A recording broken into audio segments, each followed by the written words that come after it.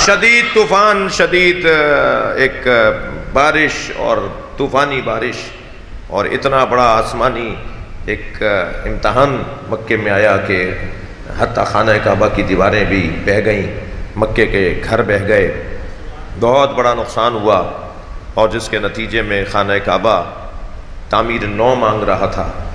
24 قریش کے قبائل جمع ہوئے یہ سوچنے کے لیے کہ آخر کعبے کو کیسے تعمیر کیا جائے۔ تو جب گفتگو آگے بڑھی اور چراغ محفل حضرت ابو طالب کے سامنے آیا تو حضرت ابو طالب نے فرمایا کہ ہم میں سے کوئی معمار نہیں ہے اور معمار ہی بتائے گا کہ یہ گھر کیسے بنے گا۔ تو ابو طالب نے پہلا نظریہ دیا ایکسپرٹ کی رائے پر عمل کرنا، ماہر کی رائے کے اوپر بات کی جائے، ماہر جو کہے اسی کے اوپر تسلیم کر لیا جائے، اسی پر عمل کر لیا جائے۔ پوچھا ابو طالب وہ کون ہے کہ جو یہ کام کرے گا؟ فلاں قبیلے کے اندر آپ نے پتہ بتایا اور اسے بلا لیا گیا۔ اس نے بتایا کہ اس میں اتنا مال لگے گا اور اتنا وقت اس کے اندر لگے گا اور یہ ایسے تعمیر ہوگا اور اتنا خرچہ اس کے اندر ہوگا۔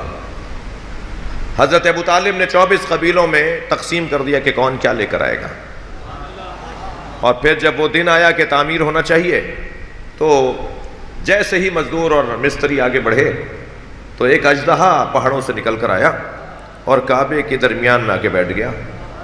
پھر ابو طالب یاد آئے اور پہنچے حضرت ابو طالب کے گھر کہ ابو طالب ماجرا کچھ یہ ہے۔ عزیزو، پہلا سماج ساز فیصلہ ابو طالب کا یہ تھا کہ ایکسپرٹ کی رائے پہ عمل کرو، ماہر کی رائے پہ عمل کرو، اور دوسرا سماج ساز فیصلہ ابو طالب کا سنیے۔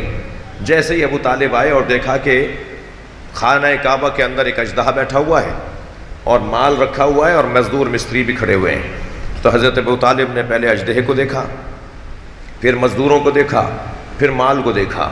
مال کو ایک غور سے آنکھیں بھر کے دیکھا اور بے ساختہ فرمایا حرام مال سے کعبہ نہیں بنے گا۔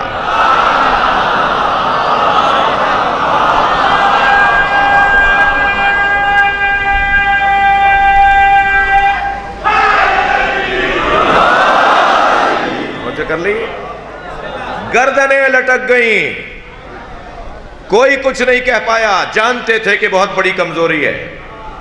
اور پھر وہ مال اٹھا لیا گیا اور پھر وہ مال لایا گیا۔ تھکے نہیں ہے تو جملہ کہوں، ہر امام بارگاہ کو وہ روحانیت نہیں ملتی، ہر مسجد کو وہ روحانیت نہیں ملتی، ہر آدمی کو وہ عزت نہیں ملتی، ہر کتاب کو وہ تعظیم نہیں ملتی، ہر مولوی کا وہ مقام نہیں ہوتا، ہر صحابی ایک جیسا نہیں ہے، ہر نبی ایک جیسا نہیں ہے۔ خبردار خبردار، جس میں جتنا خلوص ہوگا اتنی ہی اس کی عزت بڑھتی چلی جائے گی، جس میں جتنا حلالیت ہوگی اتنا ہی اس کا مقام بڑھتا چلا جائے گا، جس کے اندر تقوی ہوگا اتنا ہی اس کی عظمت بڑھتی چلی جائے گی۔ اللہ کے نبی نے سب سے پہلی مسجد جو بنائی ہے لَأُسِّسَ تقوی علی التقوی، تقوی کی بنیاد پر جس کی بنیادیں رکھی گئی ہوں، وہ لَأُسِّسَ مَسْجِدٌ علی التقوی، جس مسجد کی تقوی پر بنیاد رکھی جائے پھر وہ مسجد قباء بنتی ہے۔ جس مسجد کی بنیاد تقوی پہ رکھی جائے وہ پھر مسجد نبوی بنتی ہے، اور جس مسجد کی بنیاد منافقت پہ رکھی جائے وہ مسجد زرار بنتی ہے۔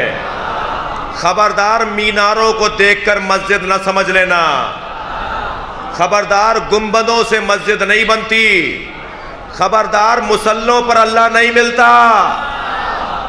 بہت سے لوگوں کو تو مکے میں جا کے بھی اللہ نہیں ملتا،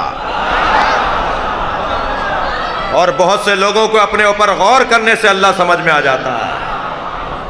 لہٰذا حضرت ابو طالب نے فیصلہ دیا، خبردار، حرام مال سے کعبہ نہیں بنے گا۔ جب دوبارہ سے مال جمع کیا گیا اور سب نے یقین سے کہا کہ ابو طالب یہ حلال مال ہے، تو حضرت ابو طالب نے دونوں ہاتھوں کو بلند کر کے کہا یا اللہ، ہم تیرا گھر بنانا چاہتے ہیں، ہماری مدد فرما۔ آسمان سے ایک پرندہ اترا، اپنے پنجوں میں اژدہے کو پکڑا اور آسمانوں کی طرف لے گیا۔ ابو طالب نے سجدے میں سر رکھ کر کہا یا اللہ، یہ تیرا گھر ہے اور ہم اس کے خادم ہیں۔ ابو طالب کی سیرت کا حصہ ہے۔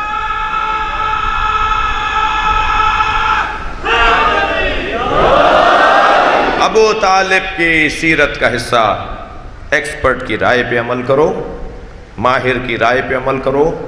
ہر شعبے کا ایک ماہر ہوتا ہے۔ آئی اسپیشلسٹ سے ذرا کڈنی کے بارے میں پوچھ کے دیکھیے گا، آپ کو ایک جملہ بھی رائے کے طور پہ نہیں دے گا، صاف منع کر دے گا کہ میرا شعبہ ہی نہیں ہے۔